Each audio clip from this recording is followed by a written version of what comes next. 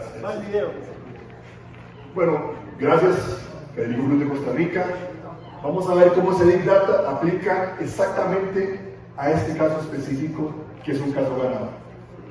Recibo con la más profunda humildad esta decisión sagrada del pueblo costarricense. ¿Cómo llegó el actual presidente de Costa Rica, el doctor Rodrigo Chávez? Esta es la historia.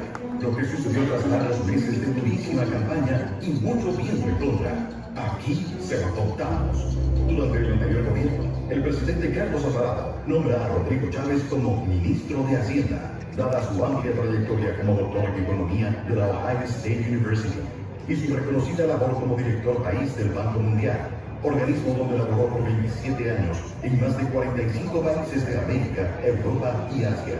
Durante su gestión, Rodrigo Chávez propuso medidas que provocaron polémicas, como por ejemplo, grabar los salarios más altos, y se opuso a una reforma que excluía a las municipalidades de una medida de contención del gasto en plena pandemia.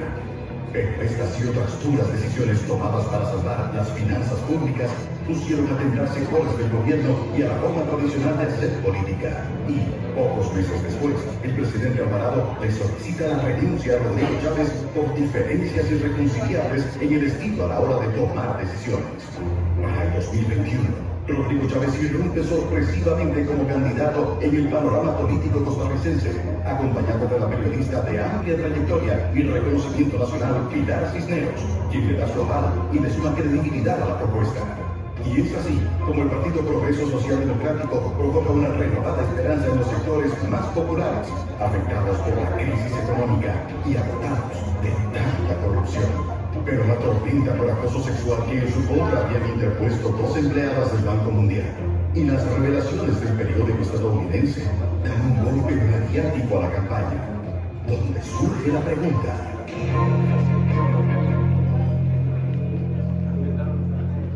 ¿y ahora qué hacemos? Estamos en octubre, a menos de 4 o 5 meses de las elecciones. Tenemos un candidato que está... Esta es la papeleta.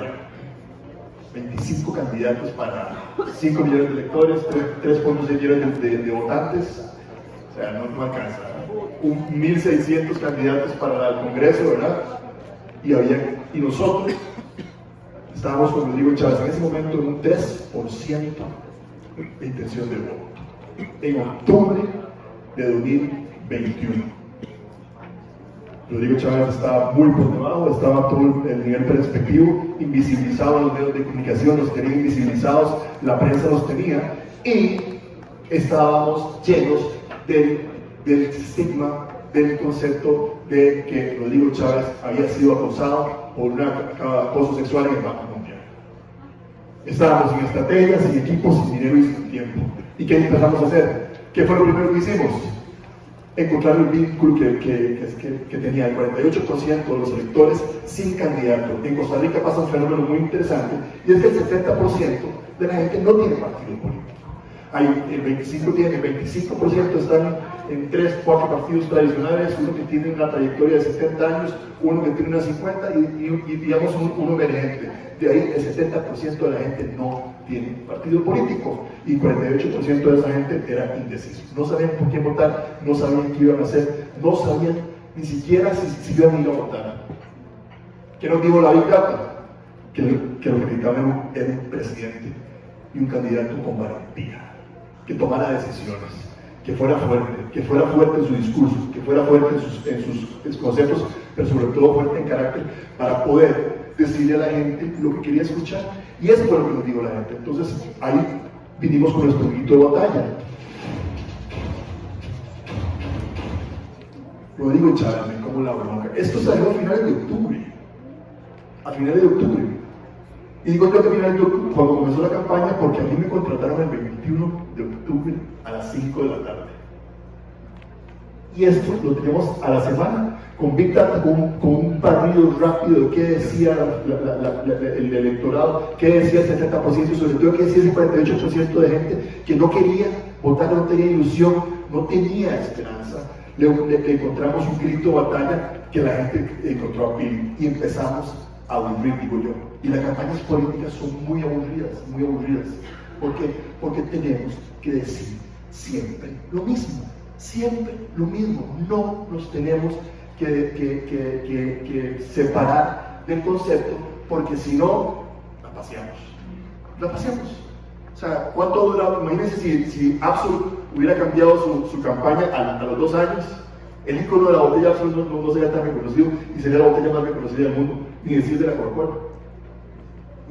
Posicionarse es caro, posicionarse es difícil, posicionarse es complicado porque hay mucho ruido, en la calle hay mucho ruido. Nosotros no solo competimos con políticos, yo los políticos y a los candidatos los veo como marcas.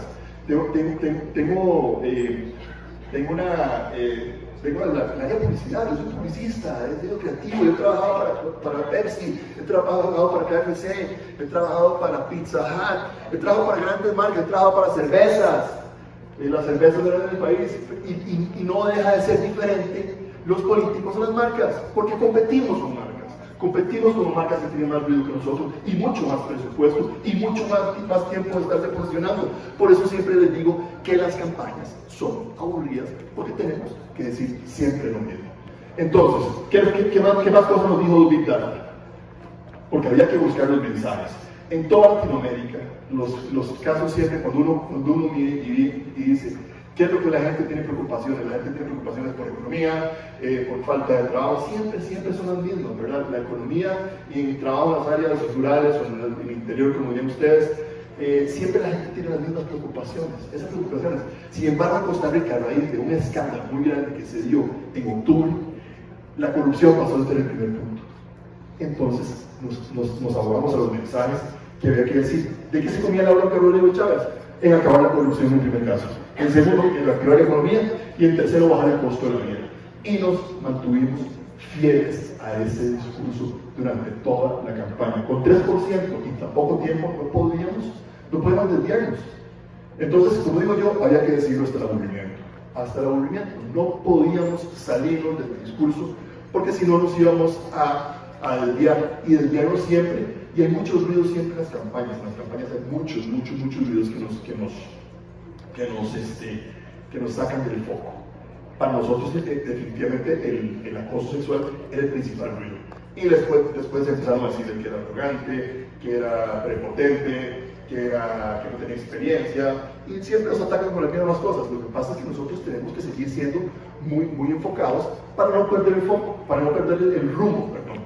Si no perdemos el rumbo, las cosas siguen caminando de la manera estratégica correcta. Entonces, ¿qué estaba pasando? Al mes, ya llegamos por aquí. Habíamos subido 5 puntos en un mes, siendo congruentes con el discurso. Y les voy a decir una cosa, y ahorita les pregunto, eso tampoco tiene que ser de presupuesto, no tenemos que hablar de presupuestos. Los presupuestos son limitados, son muy limitados. Tenía razón, creo que Luke decía ahora la frase esa famosa que dice JJ Rendón de pobre candidato pobre, claro, pero con recursos si logras optimizarlo y si logras meterlo en la misma línea y enfocarte a la gente que le tenés que hablar, puede ser posible y se puede hacer. Entonces, por otro lado, además, les hablo del ruido, nos seguían haciendo ruido por todos lados. Y nosotros teníamos medidos exactamente cuánto estaba invirtiendo la prensa en desacreditarnos. ¿Por qué? Porque estábamos siendo una amenaza para el statu quo. Estábamos siendo una amenaza para el statu quo. Ellos, la prensa y en general los grandes medios, porque nosotros nos íbamos de frente contra los arroceros, nosotros nos íbamos de frente contra el precio de las medicinas. En Costa Rica es exagerado, no sé si a los que han ido por allá a mi país, no me enorgullece, pero mi país es de los países más desiguales y más caros del mundo. Y eso pasó en 20, 30 años. O sea, yo pago por un medicamento 4 veces más de lo que se paga en Madrid o en Nueva York. Y nos fuimos directo con esos mensajes.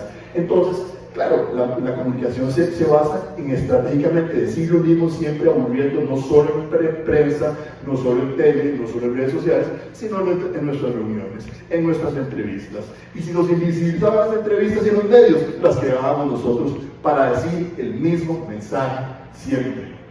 Entonces, ¿qué es lo que sucede? Y aquí les digo un poco dónde viene el caso de inspiración y el presupuesto. porque el presupuesto nunca tiene que ser un issue.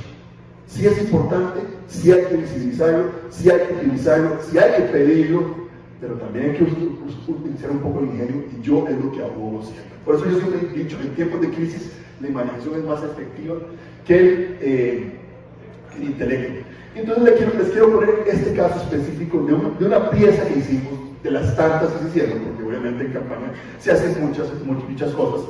En mi casa, en mi país, están los chatarreros.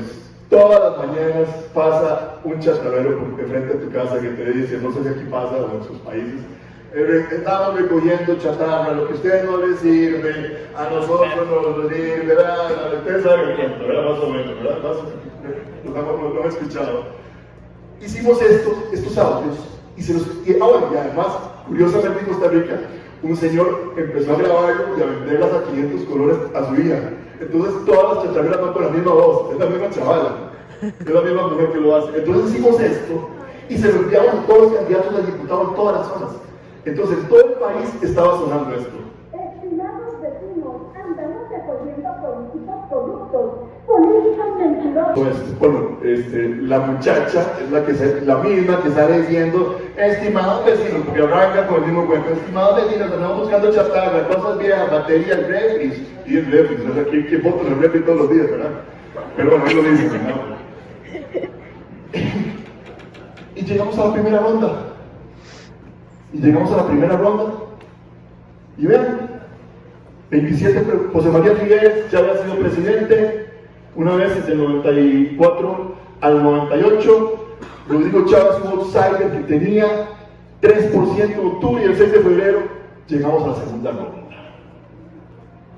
Con todo el ruido, con toda la prensa en contra, con gente que todos los días salía a decirnos lo mal que era Rodrigo, lo prepotente que era, lo poco preparado, el poco equipo que tenía.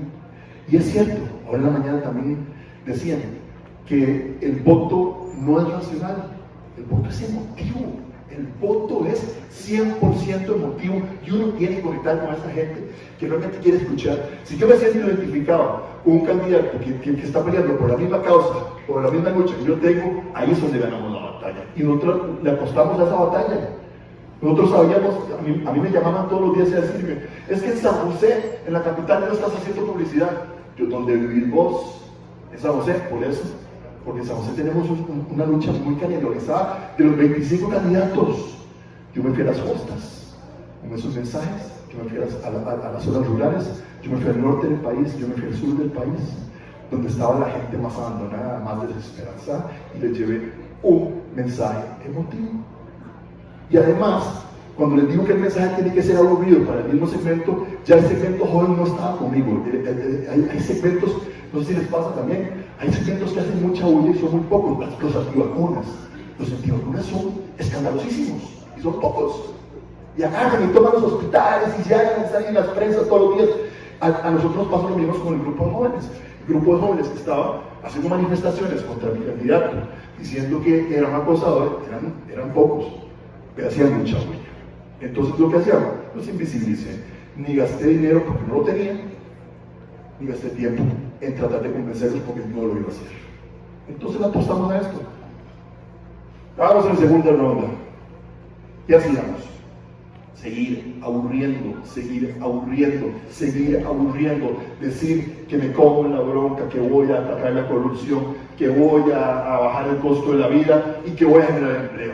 Tienes que seguir siempre fiel a tu discurso, si no, no íbamos a crecer. Ya lo hicimos en segunda ronda, pero había que captarlo ahora mucho más, y ahora hay que mantenerse, porque todo el resto de los 25 candidatos, la mayoría estaban con nosotros. Entonces había que sostenerse, que es más difícil, y a veces es más difícil mantenerse arriba que llegar a su lugar. Yo se los confieso que yo celebré mucho más el paso a la segunda ronda, porque fue lo más difícil, fue competir contra 25, contra 3 candidatos, 4 candidatos con presupuesto alto.